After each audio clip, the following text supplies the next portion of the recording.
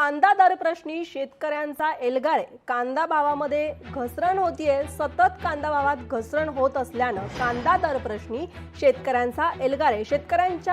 शेतकऱ्यांनी महामार्ग रोको केलाय. मालेगाव सुरत महामार्गावरती शेतकऱ्यांनी वाहतूक रोखली आहे. डोक्यावर काळ्या फिती, रस्त्यावर कांदे फेकून शेतकऱ्यांनी जोरदार घोषणाबाजी द्यायला सुरुवात केली आहे. कांदा दर प्रश्नी शेतकऱ्यांचा एल्गार.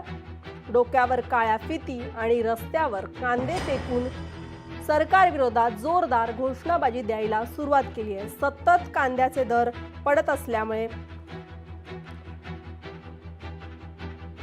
शेतकरी आक्रमक झालेले पाहायला मिळत आहेत. ज्या कांद्याच्या चाळी चढलेल्या आहेत त्यांना अनुदान भेटलं पाहिजे. या शेतकऱ्यांना आता न्याय भेटला पाहिजे. आज जर न्याय नाही भेटला तर आम्ही एवढ्या 2 ते 3 दिवसात आम्ही मालेगाव ते नाशिक महामार्ग हा जाम करणार आहोत. तर सर्व शेतकरी बांधव इथे आलेले आहेत. या आंदोलनात कुठल्याही पक्षाचा संबंध नाही. स्थानिक शेतकरी जे आहेत सर्व आलेले आहेत.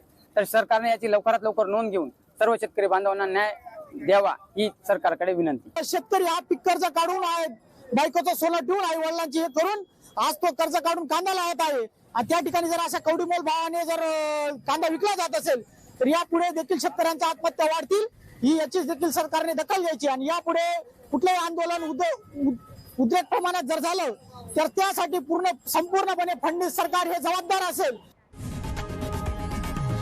लोकशाही मराठी ऐका, पहा, जागरूक रहा.